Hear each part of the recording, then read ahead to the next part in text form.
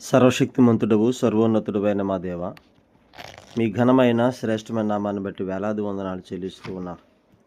ప్రతిదినం ఈ రీతిగా మీ పాదాల చెంత చేరి శ్రేష్టమైన మీ మాటలు నేర్చుకోవడానికి, ధ్యానించడానికి మీరు ఇస్తున్న మహాకృపను బట్టి వందనాలు. వాక్యం వింటున్న మా శ్రోతలందరినీ దీవించండి, బలపరచండి, ఆశీర్వదించండి. ముఖ్యంగా కాంపిటేటివ్ ఎగ్జామ్స్ రాసి ఉద్యోగాల కోసం ఎదురు చూస్తున్నారు బిడ్డలు. మంచి ఉద్యోగాల్లో మా బిడ్డలను ఉంచండి, బలపరచండి. విదేశాల్లో ఉన్న మా బిడ్డల కోసం ప్రార్థిస్తున్నాం. వారి డ్యూటీల విషయంలో, వారి ప్రయాణాల విషయంలో, ఆరోగ్య విషయంలో మీ కాపుదల భద్రత ఇచ్చి నడిపించండి.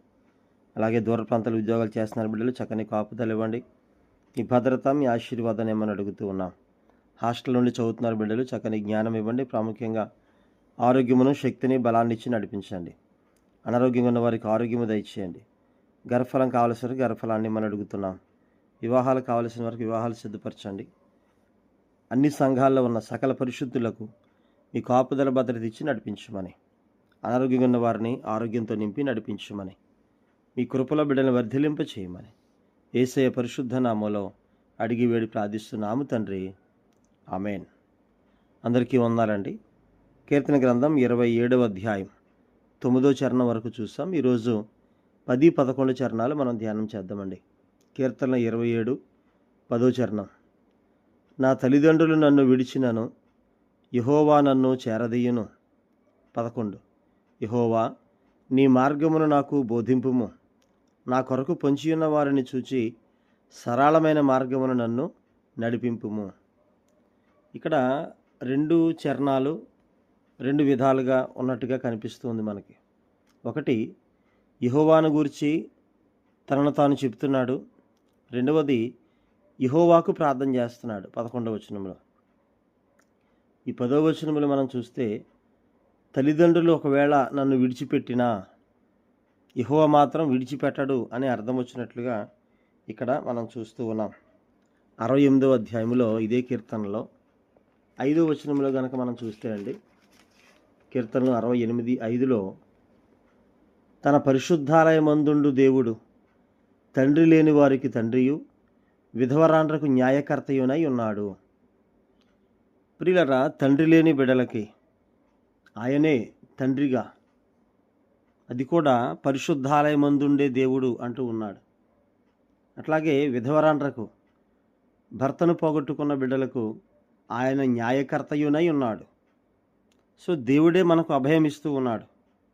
ఏమీ భయం లేదు, మీకు నేనున్నాను, తండ్రి లేని వారికి తండ్రిగా ఉన్నాను, భర్త లేని వారికి న్యాయకర్తగా, న్యాయం తీర్చే వ్యక్తిగా ఉన్నాను అని ఆయన సెలవిస్తూ ఉన్నాడు.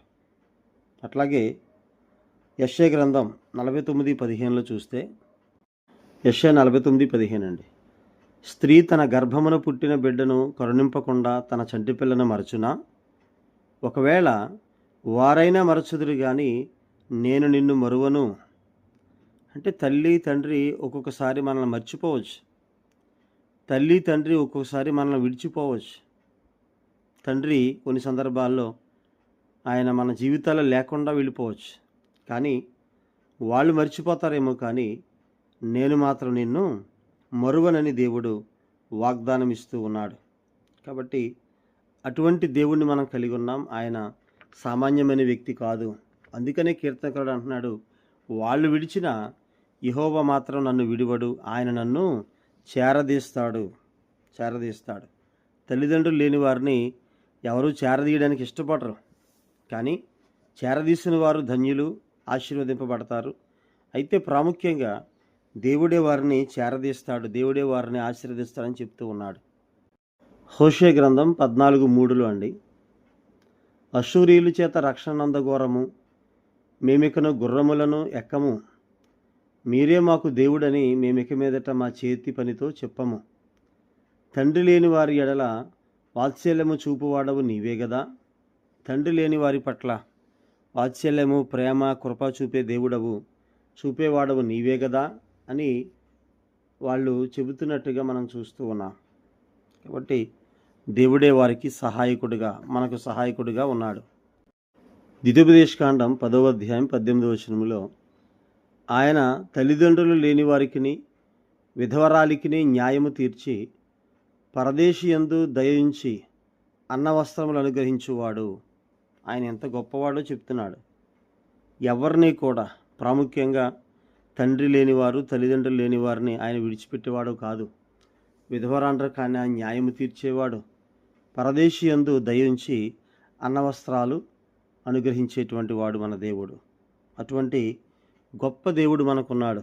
భయపడాల్సిన పని లేదు. ప్రతి సందర్భంలో ఆయనే మనల్ని ఆదుకునేవాడు. ప్రతి సందర్భంలో ఆయనే మనల్ని బలపరచువాడు. ఏది అవసరమైతే అది తండ్రి ఎలా మనకి ఇస్తాడో ఈ పరమ తండ్రి కూడా మనకు ఆ రీతిగానే అన్ని విషయాల్లో సహకరిస్తాడు. ద్వితీయోపదేశకాండంలో మనం చూసిన విషయాన్నే ఇక్కడ 10వ అధ్యాయంలో, కీర్తనలు 10వ అధ్యాయంలో 18వ వచనంలో కూడా మనం చూస్తాం. తండ్రి లేని వారికిని, నలిగిన వారికిని న్యాయము తీర్చుటకై నీవు వారి హృదయము స్థిరపరిచితివి, చెవియొగ్గి ఆలకించితివి. తండ్రి లేని వారు చేసే ప్రార్థన, నలిగిన వారు చేసే ప్రార్థనను, వారికి న్యాయం తీర్చడానికి దేవుడే వారి మనవిని, వారి ప్రార్థనను ఆలకిస్తాడు, వారి హృదయాన్ని స్థిరపరుస్తాడు. కాబట్టి కీర్తన గ్రంథంలో చెప్పబడినట్టుగా కీర్తనకారుడు 27వ అధ్యాయంలో 10వ వచనంలో చెప్పినట్టుగా, నా తల్లిదండ్రులు నన్ను విడిచిన యెహోవా నన్ను చేరదీయును అని ఒక భరోసా, ఒక ధైర్యాన్ని కలిగి ఉన్నాడు దావీదు. మనం కూడా అదే ధైర్యాన్ని కలిగి ఉందాం. దేవుడే నాకు బలం, దేవుడే నన్ను చేరదీస్తాడు అని. 11వ చరణం చూస్తే అండి, యెహోవా నీ మార్గము నాకు బోధింపుము, నా కొరకు పొంచి ఉన్న వారిని చూచి సరళమైన మార్గమును నన్ను నడిపింపుము. మార్గం బోధించేది ఆయనే, మంచి మార్గములో నడిపించేది కూడా ఆయనే అని చెప్తూ ఉన్నాడు. 25వ అధ్యాయంలోనే ఆ మాట మనం చూసామండి. 4వ చరణం, 5వ చరణం. యెహోవా నీ మార్గములను నాకు తెలియజేయుము, నీ త్రోవలను నాకు తేటపరచుము. నన్ను నీ సత్యమును అనుసరింపజేసి నాకు ఉపదేశము చేయుము. నీవే నా రక్షణకర్తవైన దేవుడవు, దినమెల్లా నీ కొరకు కనిపెట్టుచున్నాను. దేవుని యొక్క వాక్యములో నీ మార్గాలు నాకు తెలియచేయి, నీ త్రోవలు నాకు తేటపరచు, నీ మార్గాలు నాకు, నీ సత్యాన్ని నాకు ఉపదేశం చేయమని కీర్తనకారుడు పదే పదే ప్రార్థన చేయడం మనం చూస్తాం. 26:12లో కూడా ఆ మాట మనం చూస్తామండి. సమభూమిలో నా పాదము నిలిపి ఉన్నాను, సమాజములలో యెహోవాను నేను స్తుతించెదను. అంటే మన పాదము నిలిపేటువంటి సమభూమిని దేవుడే అనుగ్రహించువాడుగా మనకు కనిపిస్తూ ఉన్నాడు. కాబట్టి ఆయన ఇటువంటి ఆశ్చర్యకరుడో మనం చూస్తూ ఉన్నాం. అట్లాగే కీర్తన 5వ అధ్యాయంలో 8వ చరణం అండి.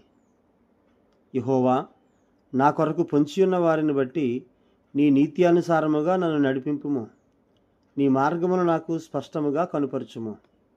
అంటే కీర్తనకారుడు శత్రువులు ఉన్నారు, శత్రువులు చుట్టుముట్టారు, శత్రువులు ఆయన్ని తరుముతూ ఉన్నారు. శత్రువులు కీర్తనకారుని కోసం వాళ్ళు పొంచి ఉన్నారు.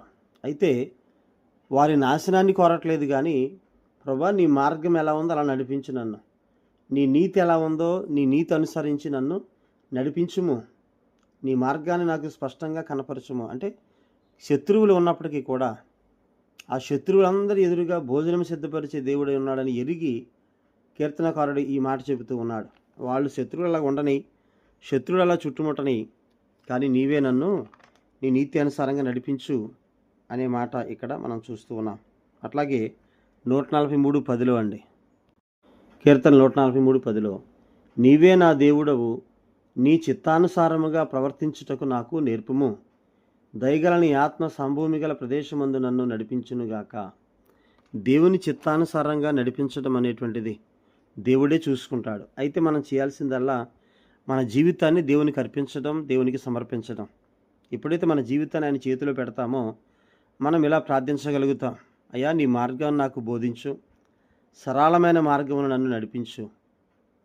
ఎవరు ఉన్నా లేకపోయినా నీవే నన్ను చేరదీస్తావు, నన్ను ధైర్యపరచు అనేటువంటి మాట మనం ప్రార్థన చేస్తే ఖచ్చితంగా దేవుడు మనల్ని బలపరుస్తాడు.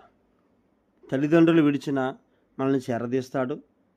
ఆయన మార్గాన్ని బోధించి శత్రువులు ఎదుట తలెత్తువాడుగా చేసి మనలను ఆశీర్వదించి ధైర్యపరిచి బలపరుస్తాడు. అటువంటి మార్గాన్ని దేవుడు మనకి తెలియజేయవాడై ఉన్నాడు. దేవుడు తన మాటలు దీవించునుగాక. ఆమేన్. అందరికీ వందనాలండి.